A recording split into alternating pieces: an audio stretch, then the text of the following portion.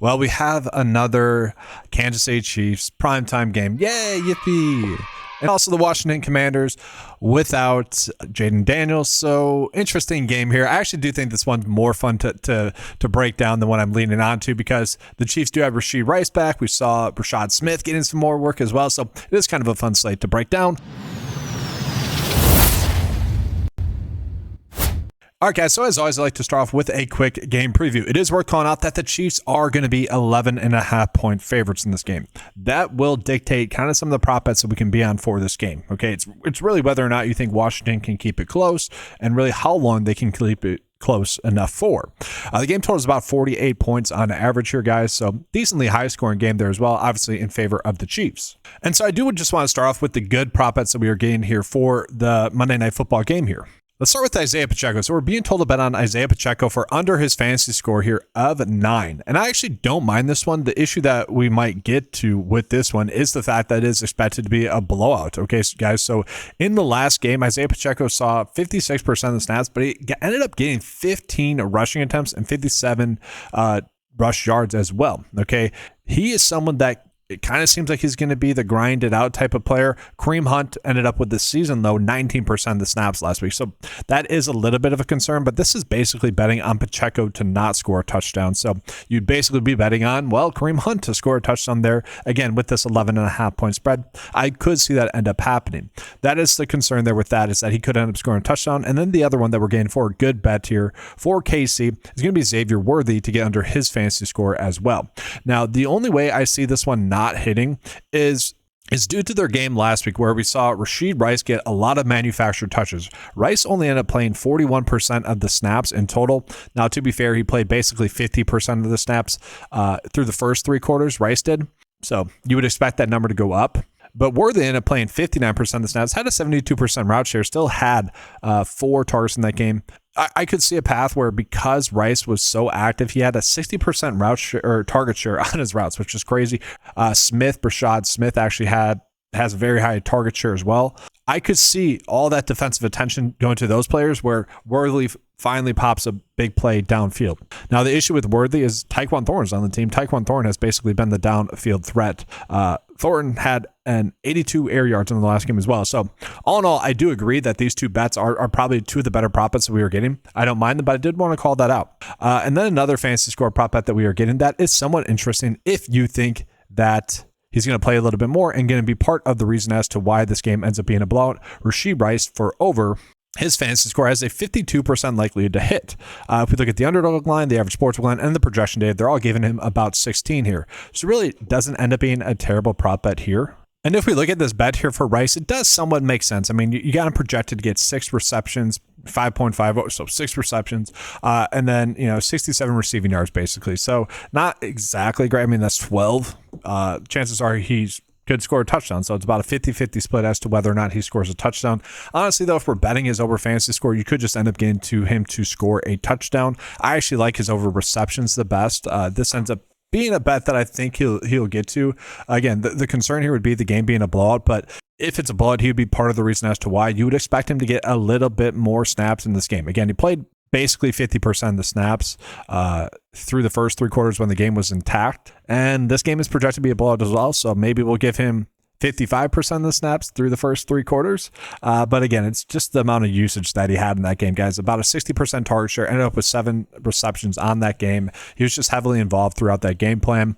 And that's what we basically right back into his normal role. 10 targets in that game. 12 air yards. That's crazy. 42 receiving yards, though. So he did get a lot of manufactured touches in that game. And that is something that we would expect again in this game.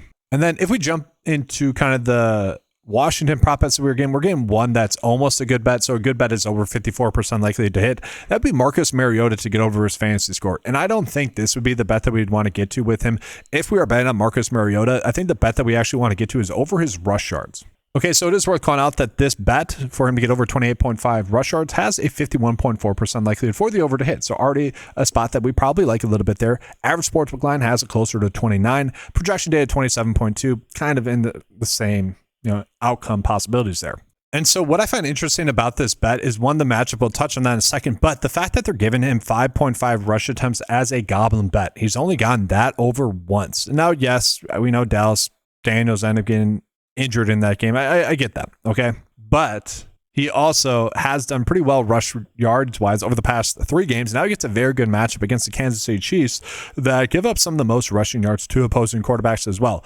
If Washington is going to stay in this game, it's going to be because Mariota is going to get his over rush yards. On average, they give up 26.7 rush yards to opposing running backs and about 6 rush attempts per game. They also have given up 3 rushing touchdowns to opposing quarterbacks as well. So overall, you give Marcus Mariota, who is more of a rushing quarterback, a slight bump up from the average of the Chiefs of 26.7 rush yards. The fact that his line's at 28, even though we've already seen him rush the football a decent amount, I end up liking this bet a decent amount there. So probably closer to around 33 is what I would probably put him at there. So decent bet there.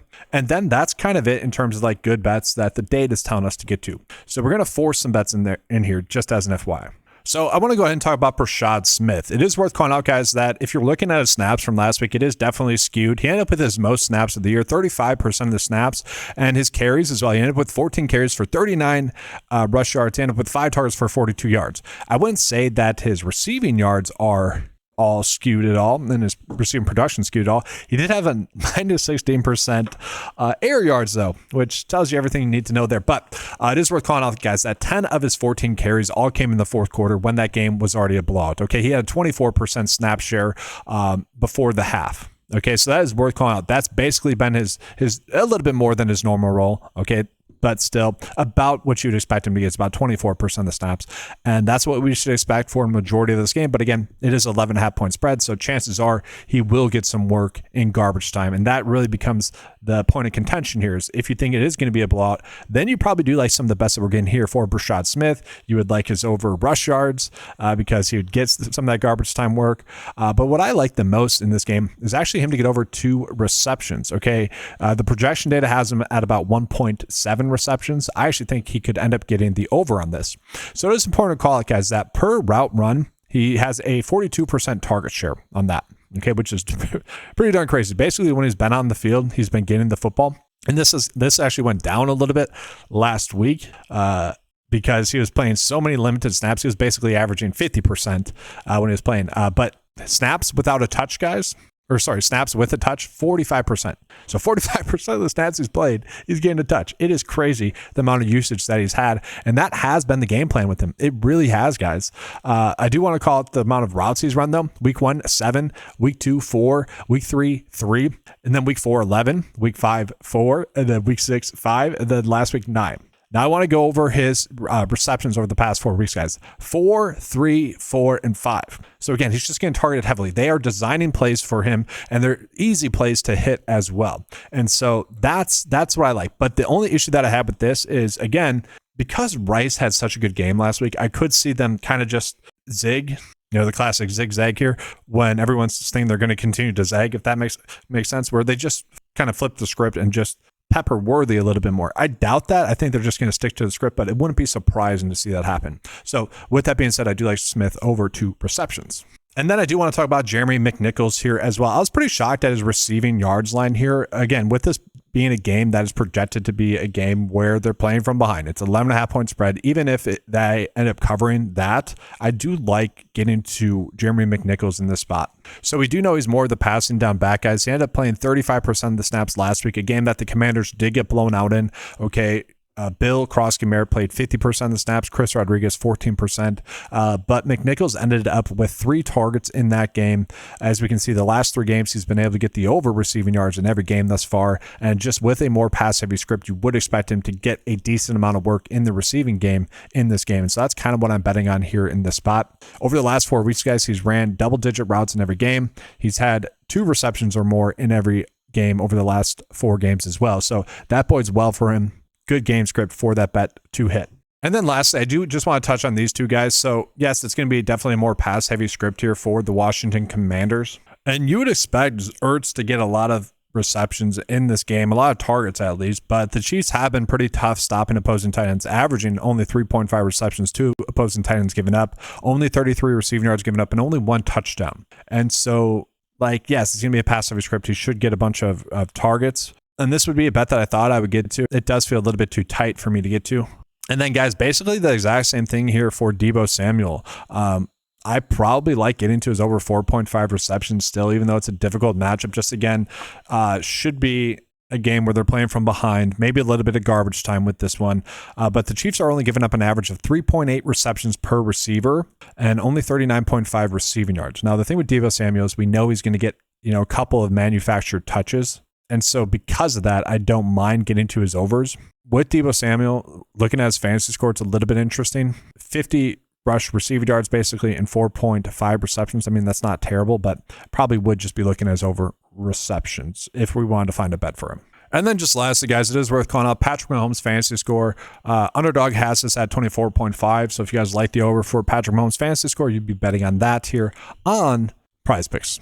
And so let's go ahead and get into the bet of the day here, guys. Just recapping my 6 favorite bets for the slate. Again, looking at these two as the 2+ EV bets that we are getting to right now. Don't mind them.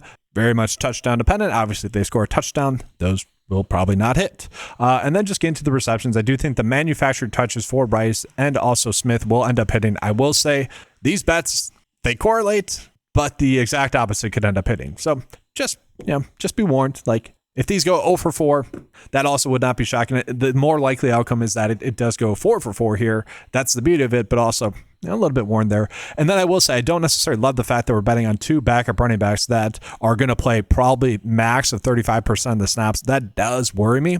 One game slate can't, I think these are our best, chances to have good bets. And this is chasing the game script that is presented to us. 11.5 point spread does present more passing. By more passing, we're going to see Marcus Mariota be able to rush the football a little bit more than as well with some, just ad-lib plays for him. But guys, that's going to do it for this video. If you guys would like access to any more of the tools available on 9to5sports.com, go ahead and check it out. We have a bunch of tools available for NBA, for NFL, for props betting, all available for a low monthly cost of $10 a month. Guys, check that out. Appreciate you guys being here. Good luck with all your bets for Monday Night Football. Leave a like, subscribe to the channel as well. Appreciate you guys being here. And as always, let's keep cashing.